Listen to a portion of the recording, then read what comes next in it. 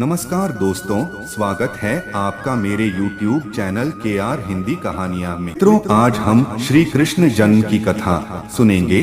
भाद्रपद अष्टमी तिथि की घनघोर अंधेरी आधी रात को रोहिणी नक्षत्र में मथुरा के कारागार में वसुदेव की पत्नी देवकी के गर्भ से भगवान श्री कृष्ण ने जन्म लिया था। यह तिथि उसी शुभ घड़ी की याद दिलाती है और पूरे देश में जन्माष्टमी बड़ी धूमधाम से मनाई जाती है। तो आइए ध्यान लगाकर सुनते हैं श्री कृष्ण जन्म की कथा। द्वापर युग में भोजवंशी राजा उग्रसेन मथुरा के राजा थे।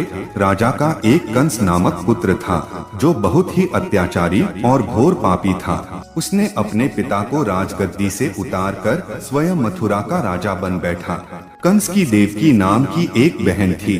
कंस ने देवकी का विवाह वसुदेव यदुवंशी से करा दिया। विदाई के समय वह खुशी खुशी अपनी बहन देवकी को उसकी ससुराल पहुंचाने जा रहा था। तभी रास्ते में आकाशवाणी हुई, हे कंस, जिस बहन को तू बड़े प्रेम से ले जा रहा है उसी के गर्भ में तेरा काल बसा है। इसी बहन के 8वें गर्भ से जन्मा बालक तेरा वध करेगा। यह सुनकर कंस वसुदेव को मारने दौड़ा।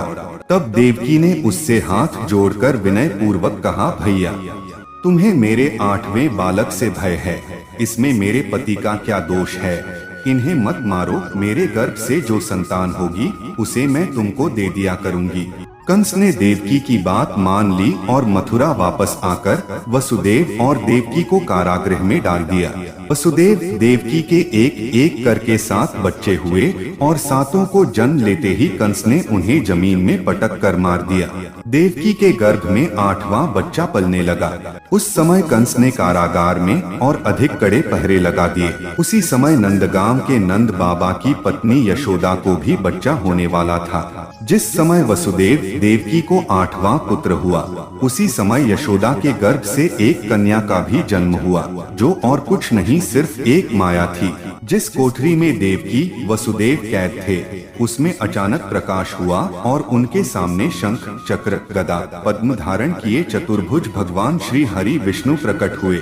वसुदेव और देवकी दोनों भगवान के चरणों में नतमस्तक हो गिर पड़े। तब श्री हरि विष्णु जी बोले, अब मैं आप दोनों का नवजात शिशु का रूप धारण कर रहा हूँ।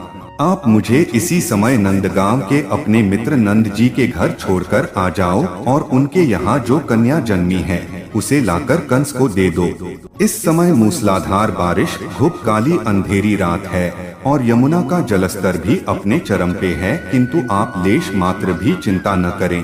वह उफनती अथाह यमुना नदी आपको पार जाने का मार्ग भी दे देगी। आधी रात के ठीक 12 बजे अचानक जागते हुए सारे पहरेदार गहरी नींद में सो गए। कारागृह के ताले और दरवाजे अपने आप ही खुल गए। तभी देवकी के गर्भ से एक बच्चे का जन्म हुआ। उसी समय वसुदेव नवजात शिशु रूप श्री कृष्ण को सूप में रखकर कारागृह से निकलकर अथाह यमुना को पार कर नंद जी के घर पहुँचे। वहां उन्होंने नवजात शिशु को यशोदा के साथ सुला दिया और कन्या को लेकर मथुरा आ गए। उनके आते ही कारागृह के फाटक पूर्ववत बंद हो गए। पहरेदार उठकर बैठ गए। कंस को सूचना मिली कि देवकी का 8वां बच्चा पैदा हो चुका है। उसने बंदीगृह में जाकर देवकी के हाथ से नवजात कन्या को छीनकर पृथ्वी पर पटक कर मार देना चाहा, परंतु वह कन्या उसके हाथ छूटकर आकाश में उड़ गई और वहां से बोली, अरे पापी कंस, मुझे मारने से क्या होगा? तुझे मारने वाला तो जन्म लेकर नंदगांव में जा पहुंचा है। वह जल्द ही तुझे और तेरे पापों का अंत करेगा।